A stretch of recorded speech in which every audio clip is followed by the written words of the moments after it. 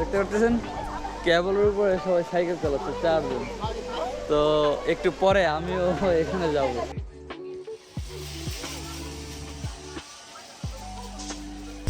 সেই লেভেলের এক্সাইটমেন্ট, সেই লেভেলের, আসলে বলে বোঝাতে পারবো না। আজকে দূরে কোথাও যাওয়ার কোনো প্ল্যান করা হয়নি। সাগর ভাইয়ের বাসার আশেপাশেই ঘুরবো চিন্তা করছি, কারণ গত 2 দিন ঘুম খুব কম হয়েছে। সকালে উঠে রেডি হয়ে বের হয়ে গেছি। আজকে 11:30 পর্যন্ত ঘুমাইছি। 11:30 থেকে উঠার পরে খাওয়া দাওয়া করে দুপুরে ফ্রেশ ট্রেশ হয়ে বের হলাম। এই যে একটা একটা ওয়াটারফল, কিন্তু এই ফলটায় ওইভাবে এখন পানি নাই, কারণ বর্ষাকাল শেষ, যার কারণে পানিও খুব বেশি নেই। ওই যে এখান থেকে হালকা পাতলা আসতেছে, কিন্তু বড় যে ঝর্ণা সেখানে কোনো পানি নাই। আর এখানে 2 কোরিয়ান ভাই, ওরা বেসবল খেলতেছে, বেসবল। আর আমরা এখন সামনে যাব। এখানে একটা এই কি নদীর মতো আছে, ছোট একটা পাহাড়ি নদী। তো সেখানে অনেক অ্যাক্টিভিটি আছে, দেখি কি কি আছে, কি করা যায়। এই যে দেখতে পাচ্ছেন কেবলের উপরে সবাই সাইকেল চালাচ্ছে 4 জন। তো একটু পরে আমিও এখানে যাব। ওয়াও, সেই লেভেলের এক্সাইটিং ব্যাপারটা, কেবল কার। ইনি খুব ফাস্ট চালিয়ে আসতেছে। এই যে টিকিট কাটার জন্য এখানে কোনো মানুষ নাই, অটোমেটিকভাবে মেশিন দিয়ে টিকিট কাটতে হবে। এই যে আমি সাইকেলটা সিলেক্ট করলাম, তারপর হচ্ছিল থাউন, তারপরে হলো পরবর্তী, এবার হলো মোবাইল নাম্বারটা দিতে হবে। ইনফরমেশনে একটু ভুল হয়েছে, সেটা হচ্ছে ওই যে মেশিনটা থেকে দেখিয়েছি ওটা থেকে টিকিট দিবে না, ওটা মূলত হচ্ছে আমার ইনফরমেশনগুলো ইনপুট করছি। এখন সেই হিসাবে আমার হলো 231 নাম্বার সিরিয়াল পড়ছে। তো আমার সিরিয়াল যখন আসবে তখন আমার মোবাইলে এই যে 231, হ্যাঁ, তখন আরেকটা মেসেজ দিবে। তখন ওই মেসেজটা নিয়ে কাউন্টারে গেলে, আর এই কাউন্টারে যাওয়ার পরে আমাকে তখন টিকিট দেবে। এখন সেই মেসেজের অপেক্ষা। চলে আসলাম বাংলাদেশের রাঙামাটির সেই বিখ্যাত ঝুলন্ত ব্রিজে। একদম রাঙামাটির ফ্লেভার ভাই। এটা মূলত হচ্ছে মাসানের হামান এরিয়াতে। এটা একটা পাহাড়ি নদী, পাহাড়ি নদীর উপরে এই যে ঝুলন্ত ব্রিজ, একদম ছোট্ট একটা ঝুলন্ত ব্রিজ। রাঙামাটির ফ্লেভার পেলাম।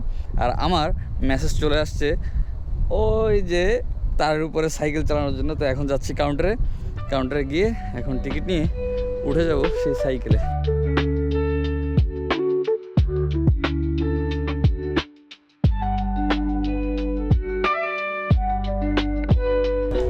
মাত্র 1200 টাকায় এরকম একটা অ্যাডভেঞ্চার খুবই এক্সাইটিং আসলে।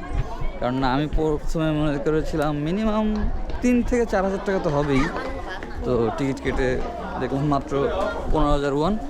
এখন দোতলা থেকে আমাকে সেফটি গিয়ারগুলো পড়তে হবে। এই যে এখানে সেফটি গিয়ার রাখা আছে।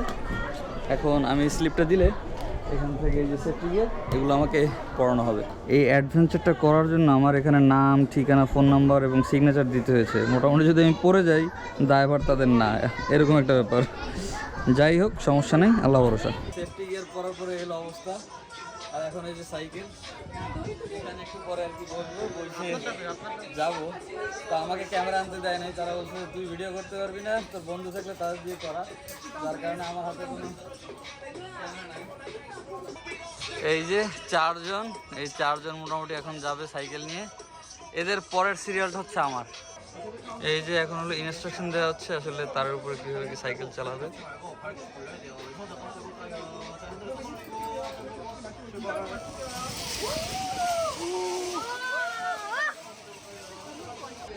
ভাই সেই লেভেলের এক্সাইটমেন্ট ভাই।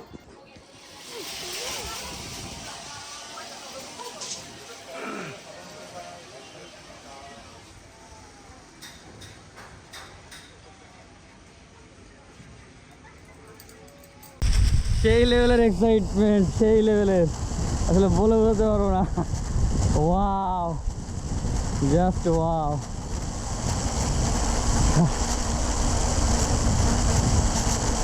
ভাই রে ভাই, সেই মজা, সেই নিচে হচ্ছে সেই নৌকা, আর আমি হচ্ছি তারের উপরে।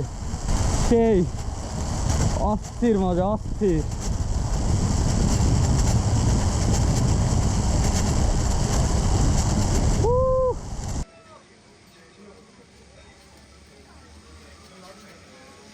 মোটামুটি ভালোই অ্যাড্রেনালিন রাশ হয়েছে। তো কী বলবো, অনেক ভালো লাগছে জিনিসটা। আর সময় নাই খুব বেশি, যার কারণে বোটের মেসেজ এখনও আসে নাই। আর বোটে ঘোরার জন্য 1 ঘন্টা সময় লাগবে। আমরা এখান থেকে এখন বেরিয়ে যাচ্ছি, এখন যাব হলো অন্য জায়গায়। তবে এখানে আসাটা আসলে সার্থক হয়ে গেছে। মোটামুটি ছুটিটা এবারে একদম পাক্কা, ঘোরাঘুরিতে একদম 100-তে 100। হ্যাঁ, আর কি এটা হলো আর কি বলবো, বিগিনিং পুরো আর কি। এরা কেবলকার উঠছে, ওটা কোনো এক্সাইটমেন্ট ছিল না ওরকম, একদম একটা বাক্সের ভিতরে বসা। কিন্তু এটার ভিতরে একটা এক্সাইটমেন্ট এবং একটা রাশ দুটোই হয়েছে। আস্তে আস্তে আরও আগাতে হবে। এরপর হয়তো কখনো বানজি জাম্প, কখনো প্যারাগ্লাইড, আস্তে আস্তে। এটা হচ্ছে পার্কিং এরিয়া, সবাই যারা আসছে তাদের গাড়ি এখানে পার্ক করা, আমাদের গাড়িটা সামনে রাখা আছে। তো ঘোরাঘুরি শেষে এখন চলে আসলাম একটা খামারে, এই যে গরুর খামার। এখানে মূলত আসছি মুরগি নিতে।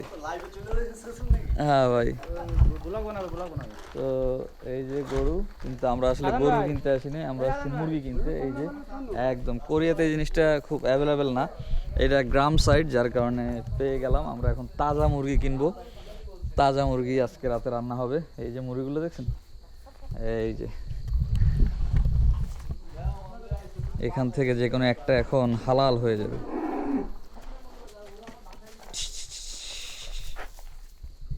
ওখানে আসলে 1-2টা মুরগি ছিল, এই যে দেখেন, এই যে পুরো মুরগি এরা হলো খেরে পালে, পুরো বিশাল জায়গা, এখানে সব মুরগি। ওয়াও, সেই ভালো লাগছে।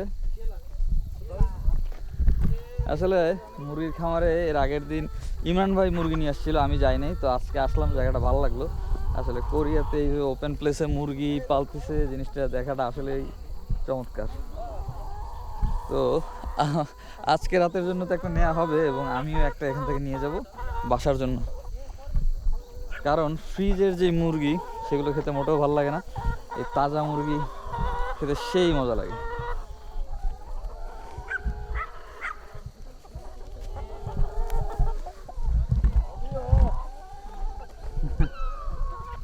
এদের পাহারা দেওয়ার জন্য সম্ভবত কুকুর আছে আশেপাশে।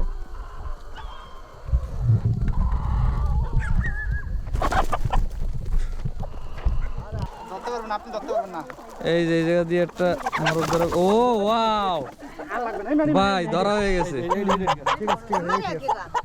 ভাই। আরেকটা ধরেন, আরেকটা ভাই, বড় দিয়ে একটা ধরেন।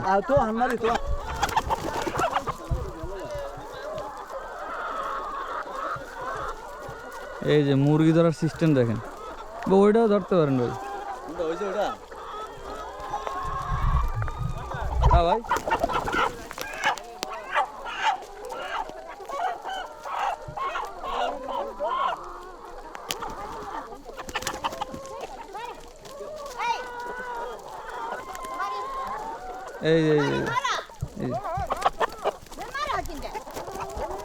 এই যে আমরা 2টা মুরগি নিয়েছি, মুরগি 2টা এখন এই যে বস্তার ভিতরে, বাসায় যে এদেরকে জায়গা দেওয়া হবে। 2টা মুরগি 60 টাকা।